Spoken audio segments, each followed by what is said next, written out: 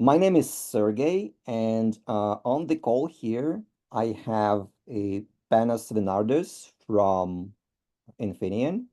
So we have a joint webinar today, and we'll demonstrate some of the capabilities of the XMC7000 lines of microcontrollers in terms of the networking and building embedded web UIs. So the structure of today's call will be, the call will be split into three parts.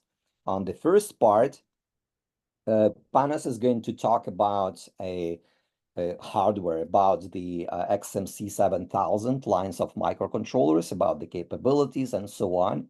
Then on the part number two, I will go through some theoretical parts about a TCP/IP networking and building web UIs. And on part number three, I'll go into the practical presentation on a real XMC7000 development board, showing how it can be done in practice, right? So build and change the web UI on the XMC72 kit. So that is the plan. And during the presentation, if you have any questions, you can ask straight away. So we're gonna see them and we're gonna answer in line. If you want to ask a question, it should be a Q&A button on the toolbar. And if you press that button, so I think you can type your question. So we're gonna see it, we're gonna respond to your question. So this is the plan, and with this, I'll hold and I transfer to Panos, who's drive to the next part of the presentation about XMC line of microcontrollers. So let me pass the control to you, Panos, and Nice. yeah, now you can present. Yes. All right. So first of all, thanks a lot, Sergey, for introducing, for organizing also this joint call between Cesanta and Infineon. As you correctly mentioned, I will be doing the part one, and as you mentioned, I will be talking in the next 8 to 9 minutes about XMC7000, which is the latest and the greatest when it comes to XMC portfolio of microcontrollers. Before I start, as you mentioned, I am Panos, and I am the product manager for the XMC, Infineon XMC microcontrollers, and I am located in Munich, Germany. Obviously, and besides the information we will see and get with respect to XMC7, I would like also to highlight something which cannot be put easily on a slide, that Infineon invests heavily on microcontrollers. Our ambition is to become a leader to both automotive and non-automotive microcontrollers. So XMC7 is one step in that direction. Many will follow in the next period of time. That being said, and now going back to our presentation, the XMC7 is a product which expands the already existing XMC portfolio, which starts with the low end, with the entry family called XMC1000, because it's powered by M0 core. There is also the XMC4000 powered by M4 core, and there is also the XMC7, which hosts up to 2 M7 cores, along with M0 plus. Now, there are several features which we believe add value on the customer. when it comes to XMC7000, and that is obviously high performance because of the M7 cores. It's also the big memory footprint. We're talking about up to 8 megabyte of memory, 1 megabyte of RAM. So plenty of timers, both 16-bit, 32-bit, also motor control dedicated timers. Plenty of interfaces, exchanging with other components, talking to other devices. For example, CAN-FDs, Ethernet channels, also serial as well. There is also a cryptographic engine, which is exclusively supported by the M0 core. And there's also 5 low power modes, which give us current consumption down to 8 microampere in standby mode. Another feature which is highly appreciated by the developers is the fact that the product is able to operate both in 3.3 volt and 5 volt, right? So we cover both scenarios we see out there on the field, and there is also a typical Infineon quality and robustness, meaning a temperature range going up to 125 degrees. Just that is a busy slide. I would like to focus on the fact that the family comes into, let's say, subfamilies into series. So the first one is the XMC7100. That's the entry level, and over there the M7s run at 250 megahertz, right? There are also memory going up to 4 megabyte. In general, the interfaces are common between the XMC7100 series and the high-end series, which is the XMC7200. It's just the number of the interfaces is different. And that being said, that is the block diagram and the main features for the XMC7200 series, where the speed of the M7 is now at 350 megahertz. The M0 is always there, plus the rest of the features which we described at the beginning. Few words on the scalability, about scalability and package memory options. As you see here, we have several of them, because the intention was that we cover every possible need that the developer has, and there's also the ability to scale up. But for example, when customer needs more memory in the same package, this is doable. Customer needs more GPIOs, meaning a bigger package, that is also possible. Some ideas about where this product can be used. We see a broad range of opportunities coming from every possible corner. I can say that a typical function of the XMC7000 is that the product is the main controller unit, like really the brain of the application, and in parallel doing other tasks like housekeeping, like motor control, like power control, like communication, and again, we can see that in every possible non-automotive application. Again, we're not talking about an automotive product. There's no automotive certificates here. That's the last slide, and that regards the ecosystem around the product, and Modus Toolbox is the software development platform. Modus Toolbox is latest and greatest from Infineon when it comes to developing and supporting Infineon's product. XMC7 is there along with other Infineon products. We keep investing on Modus Toolbox, trying to provide state-of-the-art tools, all kinds of libraries covering every possible scenario, code examples, but also the necessary documentation in order to support our products. Relevant trainings are available as well, so hopefully you have everything needed to start engaging with XMC7, and also having also the support from partners like Santana and Sergey, what he's gonna show in the next 45 minutes. Thank you very much for your time. Thank you, Panos. And let me take over. So reclaim host. So thank you very much.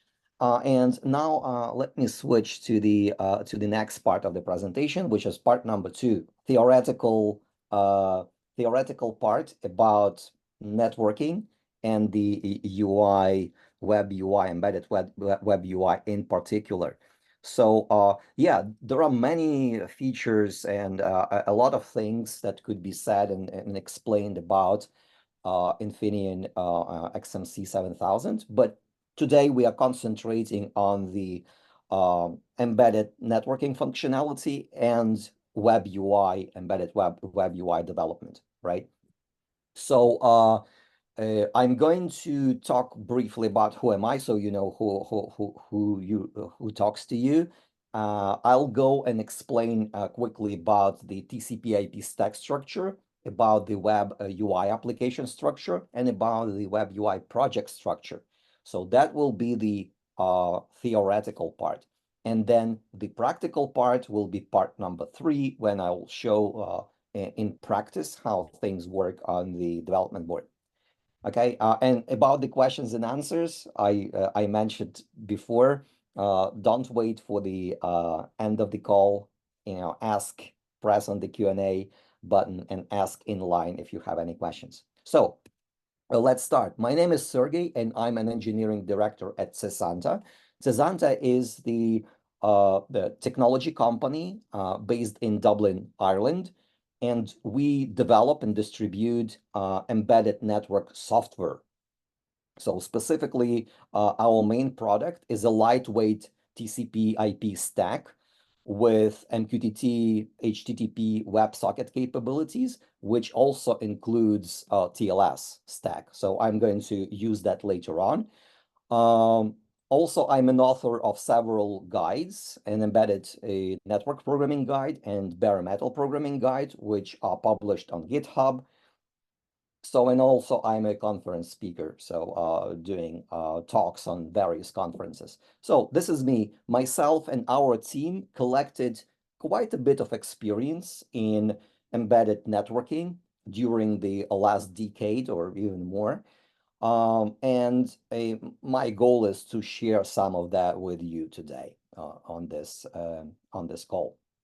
So let me jump to the TCP/IP stack. So how TCP/IP stack works. So now I'll talk briefly in a very simplified terms. So when any two devices communicate between each other, they exchange a sequence of frames, of network frames. So it's not a sequence of bytes, it's a sequence of frame. Each frame is roughly from 60 to kilobyte and a half in size. So that's the typical frame size. And when a frame is received by a device or by like your laptop or phone or embedded device, that frame is handled by layers of software. And these layers, there are 4 layers. So the first layer is called a driver layer. Driver layer, its only purpose is to read and write frames, so chunks of data, to the network or from the network. So that's the only purpose of the driver.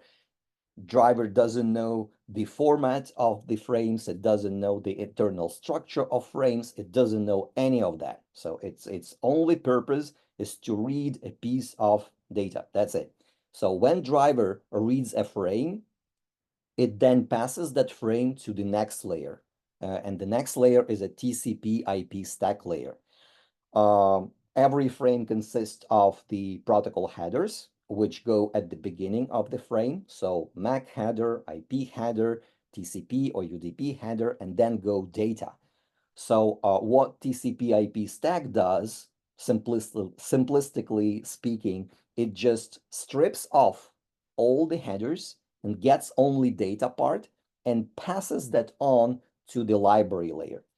A library layer is a layer which handles an application protocol, a protocol that sits on top of TCP or UDP.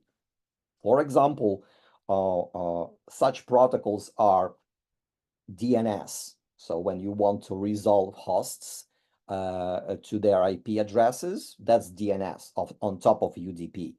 SNTP, the time protocol, SMTP, a mail protocol, MQTT, the protocol to like remote fleet and data report management, HTTP, the one that we are talking about right now. So all these protocols, they have their own internal structure, and library layer understands that structure and parses that protocol, right? So it's not your job as an application developer, as a firmware developer, to understand and parse those protocols. Like you don't want to go and parse MQTT. You don't want to go and understand, put the code to parse DNS packets. So library layer does that. And when the library layer parses the specific protocol, in our case, that's HTTP. Assume that we get HTTP request to show the web UI, right? So the first request we get is that this HTTP GET request to get the root of the document. So get / whatever. So HTTP library parses that request, and when it gets the full request, it goes and talks to the application layer, the layer that you and me as a firmware developers, we need to implement. It goes like an raise. Usually, typically, it's an event. Hey, application, here's a new HTTP request coming. Go and process that request. An application then, the application logic looks at the request, analyzes it. Okay, so what document is requested? In our case, it's index HTML, top level index HTML.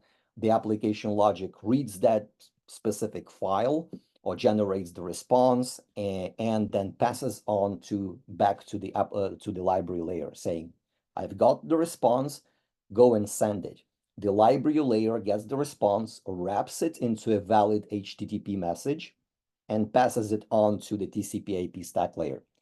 TCP IP stack gets a big HTTP response, and then it splits that response into multiple frames if the response is large. And then for every frame, it goes and adds the headers, MAC, AP, and TCP. And then every frame gets transmitted to the network through the driver. So every frame is given to the driver layer, and the driver goes and sends this response back. So this is a simplified picture of how things work. And as you can see, there are 4 layers, not 7 layers like you might read in textbooks. So these textbooks are, I wouldn't say they are useless, but they reflect a picture which does not exist in reality. In reality, all TCP IP stacks that I'm aware of are built exactly like this. There are 4 layers.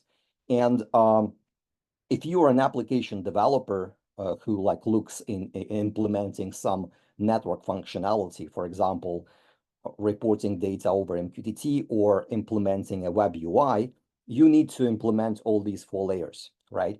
So usually what happens is that we take software that handles 3 bottom layers for us. So we don't go and implement TCP IP stack ourselves. So we take a software that implements 3 layers, and then our job is to implement layer number 4, an application layer. So, and there are multiple choices with regard of the software. There are multiple different scenarios which software you can choose to implement the lower 3 layers. One choice is to use Modus ID, which is a default Infineon supplied IDE and then they provide in this like little diagram. I tried to show that the lower two layers, like these blue things, are provided by Modus IDE, specifically Modus IDE and Modus application at Modus SDK provides an Ethernet driver. And also it provides the TCP/IP stack, which is LWIP. LWIP is a popular open source TCP/IP stack. So Modus adopts that stack and makes an Ethernet driver for that stack. So the lower two layers are provided by Modus SDK. Modus SDK does not provide any dedicated library layer, so it is absent. What it provides as part of the SDK, it provides a bunch of examples for TCP, for UDP. LWIP has its own examples for HTTP and so on. So what people do, they take one of those examples and modify those examples according to their specific needs. So effectively what they are doing, they're building an ad hoc library layer themselves. And on top of that ad hoc library layer, they put an application logic, right? So that usually what happens. The other stack, which probably worth mentioning, is a stack provided by Kyle. Kyle is the development environment, ARM's development environment. And Kyle is quite like Modus in terms of the coverage. So Kyle provides a bottom two layers, driver and TCP/IP stack. And there is no dedicated library layer, but there are a couple of examples that and modifying those, it's possible to build an ad hoc library.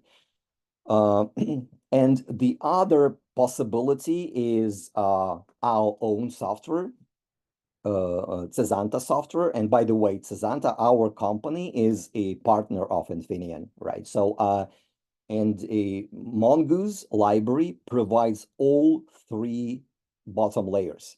And the cool thing about this, that all these three bottom layers provided in two files, in like one single C file, right? So that means integrating with Mongoose is a really, really simple thing.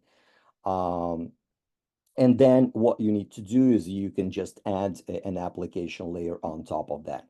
There are plenty of other possibilities that I do not mention. The fact that I do not mention them, it does not mean that they do not exist. So, for example, there are plenty of other TCP/IP stacks, embedded TCP/IP stacks. Some of the popular are TOSs, like Azure, like Zephyr.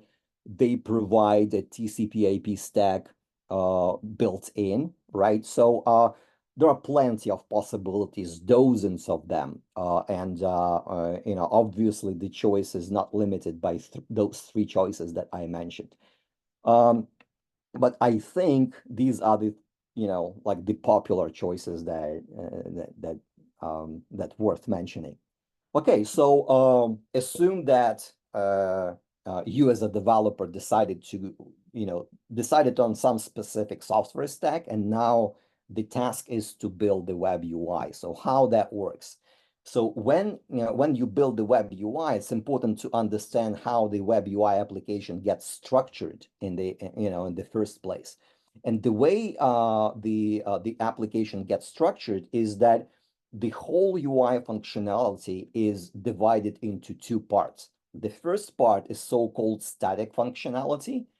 So a static functionality, it's just the UI, how it's shown on the browser page. So it's a collection of HTML, CSS, JavaScript, and images. That's what it is. It's just a bunch of files. And the first thing the browser does when it loads the web UI, it downloads all these static files. So in this case, your device acts as a static web server for these static files. And when all the static files got downloaded by the browser, then the JavaScript functionality that gets downloaded, it starts to make a so-called dynamic requests. So an example of that could be a really simple UI that shows the toggle button that lets you change the LED status, turn on and turn off the LED. So when you download the UI first, you just download the bunch of HTML and CSS files, and there is also JavaScript file that installs a click handler on the toggle button, right? So when a user clicks on the toggle button, the click handler kicks in, JavaScript click handler, and then what the JavaScript handler does, it fires an additional web request to as a response to the click, right? So that what happens. So after the static UI functionality gets loaded, after that, different user actions trigger additional requests to your web server, and these requests have nothing to do with the static files. These requests only do they manipulate with the data or device state. So that's how it works in a nutshell. And therefore, when we are talking about the web UI project structure, usually it's split into two parts: the backend part, which implements the backend, the embedded functionality, and the front end part, which implements the UI that goes on the browser. And there are multiple ways of how these things could be implemented. But what we found and our team found over the years, the best and the quickest and the most robust way to implement this is to implement and make a development on the workstation. So when we are about to implement a project, a web UI development for a certain device, or say implement an MQTT functionality for a certain device, we always start with the workstation and we implement that functionality on, Linux or Windows or Mac. And then during that process, we just we simulate the hardware capabilities, for example, motors, LEDs, and so on, using a simple mocks for a workstation. So in this case, essentially, at the end of the process, you have a device simulator which works on the workstation, and the network functionality could be developed in really fast and easy way, because you are not dealing with the embedded system at all. You are dealing with your usual workstation, which provides a lot of tools, a lot of frameworks to work with. The only thing that you need to care about is to make sure the generated front-end code is tiny, right? So what we personally found is that the P-React as a JS framework and the Tailwind CSS as a CSS framework provide the best results. So they are very polished with a huge user base, are really professionally looking, and provide an optimized, really tiny footprint on the embedded system. So I'm going to show up how, like what exactly the footprint you are talking about. So this is the project structure. And if you ask me what would be the most valuable hint from this talk, is probably this one. So when you're developing networking functionality for a device, never develop on a device, develop on the workstation. And when you get your functionality ready, just rebuild rebuild the same code on your device. So it can be done with any network framework. With Mongoose library, with our product, it makes it easier because Mongoose is cross-platform. So if you've developed your application using Mongoose, it's going to work everywhere because Mongoose API works everywhere the same way. So it's going to work on Windows, Mac, Linux, iPhone, Android, and all microcontrollers you can think of, single board computers everywhere. So And then the other big question that you need to answer is where to store the UI files. There are two options. First option is to store the UI files in a file system, and the second option is to embed the UI files into the firmware executable. We usually select option 2 because it's like the most stable way. This way it gives you resilience against the file system failures, right? If your device, say if you use the file system on, for example, SD card, so if you built in your UI into the firmware executable, you don't care if the SD card fails or whatever, a flash fails. So I mean, external flash. If the flash fails, probably your firmware would be able to execute, right? So that's the other thing that we usually do. We take the UI code and we embed it into the firmware itself. And the idea behind embedded is pretty simple. So you just get a bunch of files that you want to embed, and you hex dump every file in a C array, right? So and then you just collect all these C arrays, which is a collection of bytes, and you collect them in one single file, which we usually call packed.fs.c, and we add that file to the build, right? So and essentially at the very end, you're gonna get within your executable, you're gonna have an access to these arrays of bytes which represent files. So that's the idea behind embedding. So and at the result, as the result, you get like the working UI. So here at this point, I'm going to switch to the practical workshop presentation, and let me stop presenting my presentation and start presenting my whole screen. And by the way, I see a bunch of questions. Question from Paul: will the slides be available after the session? Yes, absolutely. We'll share the slides. We'll share the video, and we'll share some references. So after the presentation, you'll be able to repeat everything yourself. So including the practical steps, right? Let me present my screen. All right, so now I present my screen. I hope that you can see it, and what you should be seeing is my presentation here. The other thing is the terminal. Here I have the terminal. I'm going to use the terminal to to get serial output from my board. And here is my board, right? So this is the board. It's Infineon KIT XMC72 EVK. So it's connected to my workstation here, and it's connected to the Ethernet network through this Ethernet cable. So it's turned on, and I can program it, and I can see the results, debug output on my terminal, right? So the whole topic about TCP/IP and web UI is pretty complex. It cannot be covered in just half an hour. So therefore, what I'm doing, I'm including the really detailed videos for you that go through these topics. So the first video is a 2-hour long explanation how TCP/IP stack gets implemented.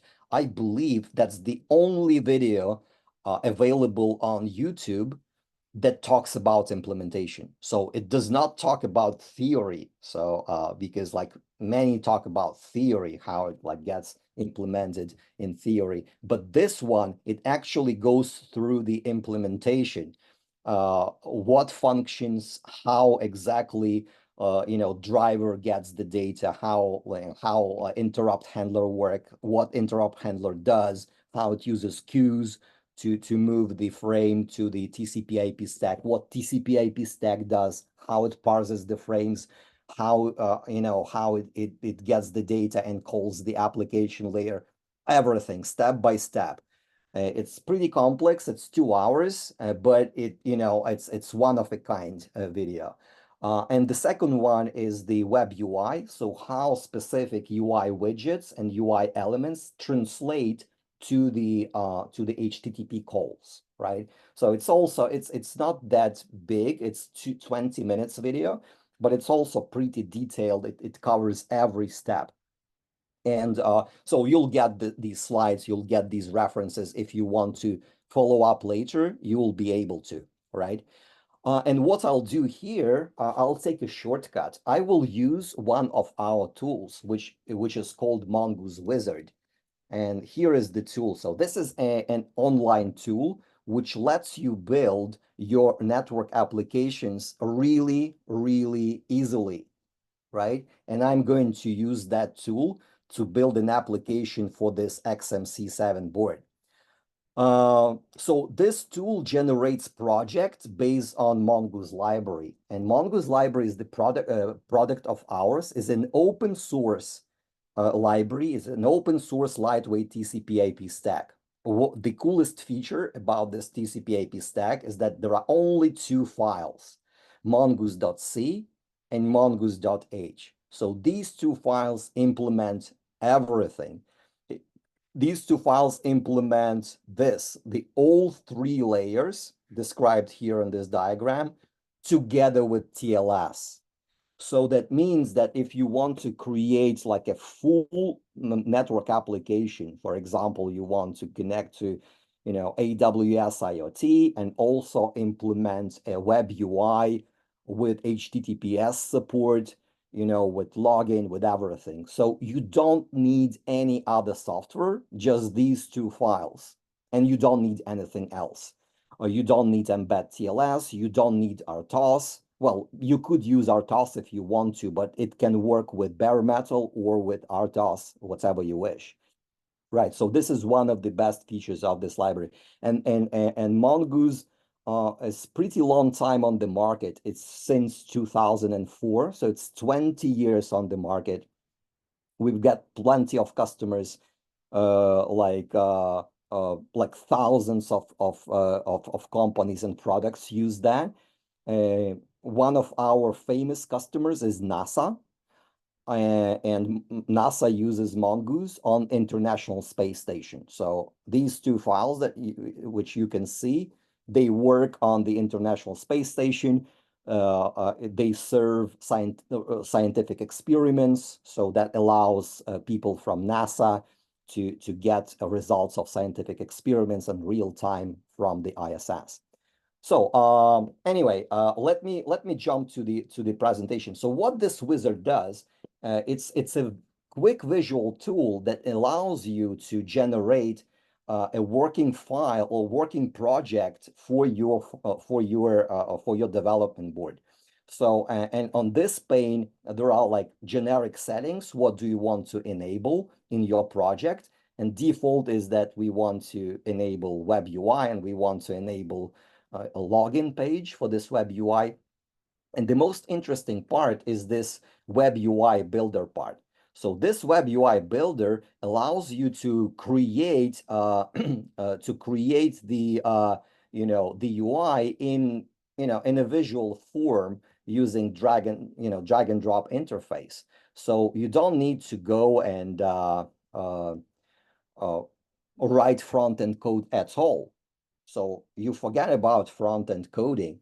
Like you can create your panes and your widgets, just using this visual tool. For example, I can go and create an extra panel here. Let us create an extra panel that allows one of the built-in LEDs be toggled on and off, right? So let me do that.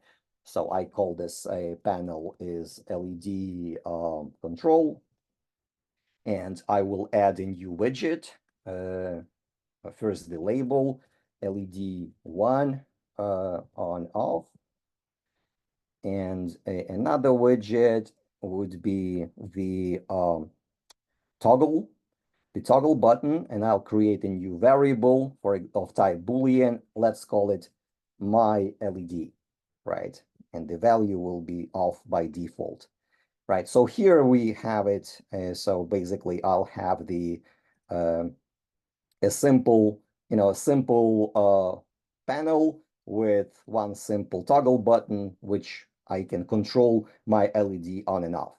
Okay, So, and there are plenty of other possibilities. You can add file uploads. You can have you can create panels for specifying configuration variables. You can have a firmware update panel. By the way, Mongoose library has a built-in support for firmware updates, right? So, basically implementing firmware update is really easy. You just drop this firmware update button and that's it. It's gonna work. But let's go back to the simple LED control. So now imagine that you've built everything, you've created your UI the way you want, and now if you click on the code bar, let me see. So initially you see something like this, nothing, but then you can go and select the development board of yours. So we obviously using Infineon. So I choose Infineon XMC72. And then this wizard generates a working project for me, right?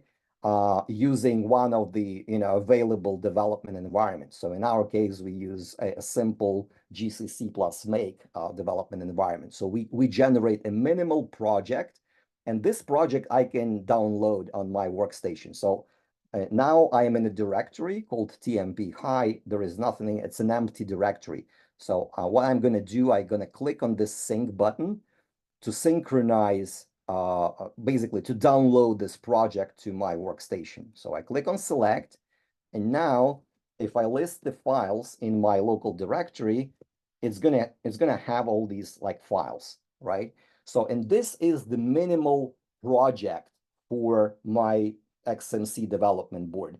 As you can see, what it has like two CMSIS directories with only header files, right? There is no extra software here. So what we have one single main file, which is really simple. It just goes and initializes hardware abstraction layer, HAL, and run Mongoose application, right? We have simple linker script file. Here's a one-page linker script file. We have a very small hardware layer file, which only initializes a couple of things on my development board.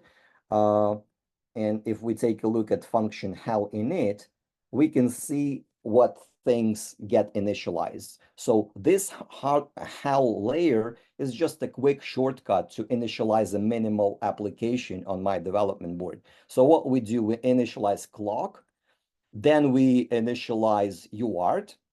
So, and that UART, like we are using this built-in debugger. So here it is. This built-in debugger is connected to my workstation.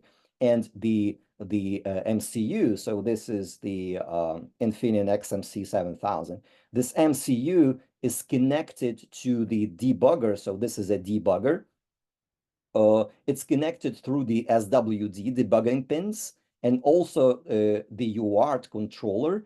One of the UART controllers, UART1, is connected to this debugger. So that means that by using this USB debugger, we cannot not only reflash this MCU, we can also observe, read, and write to the UART UART1 of this MCU, right? So that's why we initialize this UART. We want to see debug output. The other things that we initialize 3 LEDs. So this development board has 3 built-in LEDs. Here they are, 1, 2, and 3. There are 3 of them. I think they're all the same color, the orange color. And the last thing that we initialize Ethernet. So and Ethernet, we just initialize pins, Ethernet pins. There is no driver here in the HAL, right? So if you take a look at the HAL.h hardware initialization function, that you'll see that this HAL Ethernet init, where is that? That's UART init. Here's the Ethernet init. So that Ethernet init, it only initializes the pins, and then it resets the interface, and that's it. So about Ethernet, what we need to understand, this microcontroller has a built-in Ethernet MAC.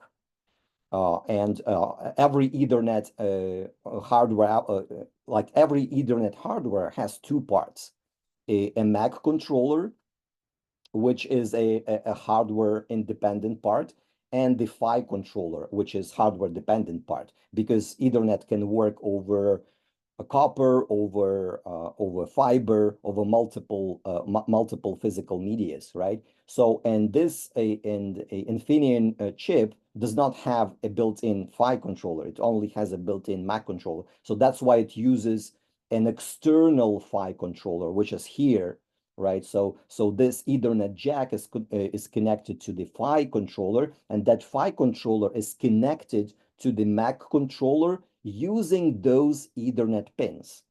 So there are multiple interfaces, how they can be connected, and one of the interfaces is called RMII, and that's what this function does. It initializes those 9 pins to work in the RMII mode. So that's what that function does. So it initializes pins only. There is no other functionality. Oh, I've got a bunch of questions. Let me answer this. If all static files are embedded into executable file, is it all big file loaded into RAM? No, these files are served from flash. They are not loaded into RAM. So, and the other question, how does Mongoose TCP/IP stack compare to Zephyr RTOS TCP/IP? Big time. So we are way faster than Zephyr, and we are way smaller than Zephyr, to have a short answer. So so let me continue. So basically that's what it is, and the rest of the generated files are Mongoose. You know, like Mongoose CH is the library itself. Mongoose config.h, it has just the configuration for the library. So we are just enabling built-in TCP/IP stack. We enabling a driver, and so on. And Mongoose fs.c, it contains the file system, the generated file system, and about the size, right? So let's see what the size is. It says the UI size is 0, but I don't think that's correct. So yeah, UI size is not 0. So basically that's the size of this you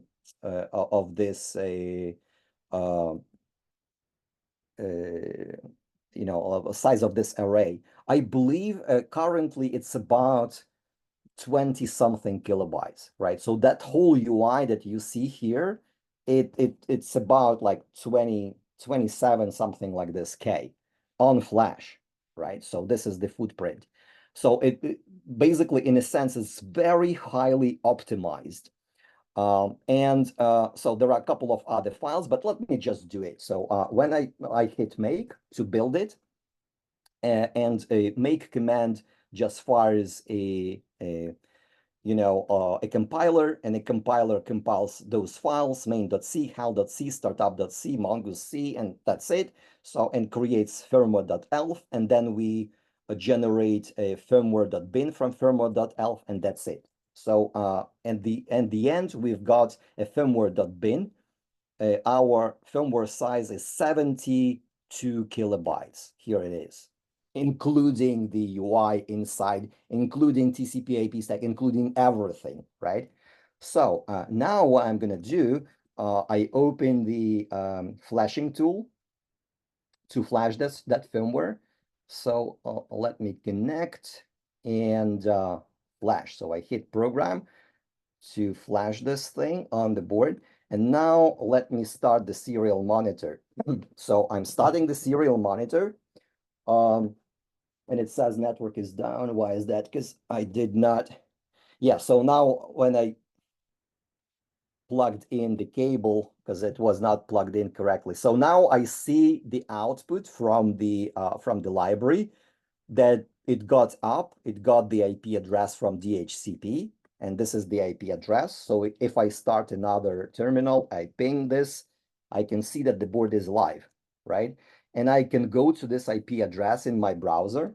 So I go in my browser and I can see the same UI. If I log in with admin, I can see the same UI that I saw here in the wizard, right? So that's the same UI. It's basically, I can, you can see the logs from my device. Every time I do something, I click on things, then, the device reacts, it gets those requests when I change things and when I click on things. But right now, it does not do anything. So this web UI is generated and it's using a mocked data. It's mocked hardware because this same UI works on Windows as well. I can download this UI. I can go to the code and I can select Linux. I'm on Mac, right? So I can select Linux and Mac, download this project and build on my Mac. I can actually do that. And it's going to show the same UI as you see here, right? And the reason is that it's generated and it's using the mock hardware. So now the question is, what if I want to, when I click on this LED, what if I want this real LED to turn on and off on my board, right? So these are the real LEDs, and I want it to react. So the way to do it, let me exit this thing. So the way to do it is to edit one single file, mongoose-glue.c. So when the wizard project gets generated, one special file is called glue file. And this is the file that is supposed to be edited by you as a firmware developer. And that is the file that attaches the UI functionality to your firmware functionality. Remember, I added the variable my LED. So this Boolean variable that I added to my UI translates to two function calls in my glue file, to the get function and to the set function. Get function returns the current value of the Boolean variable, and the set function sets the value. All right. So now if I change these functions to operate on the real GPIO instead of this static mock, right, I will get the desired functionality. So let me do that. What I do here, I comment out hal.h, our simple HAL interface. Then I go back to my LED, and instead of returning the value of the Boolean variable, I return GPIO read from LED, let's say LED 3, right? So there are 3 LEDs. And when I write to my LED, I call GPIO write. So I call GPIO write LED3 value, right? So this way, what I did right now, I attached my UI functionality to my firmware functionality using these two functions that are called by the UI, by the network subsystem. All right. So now let me rebuild the firmware, and I start the monitor again, and let me reflash it again, right? So I'm reflashing the firmware, and now it got up again, right? Now let me go and reflash, restart, refresh the UI, right? I log in again. So, and now if I, where is my board? Here's my board, right? So right now, if I click on this LED, you can see that it reacts on LED, right? So this basically demonstrates a really quick and easy way to develop your UI functionality without much development, right?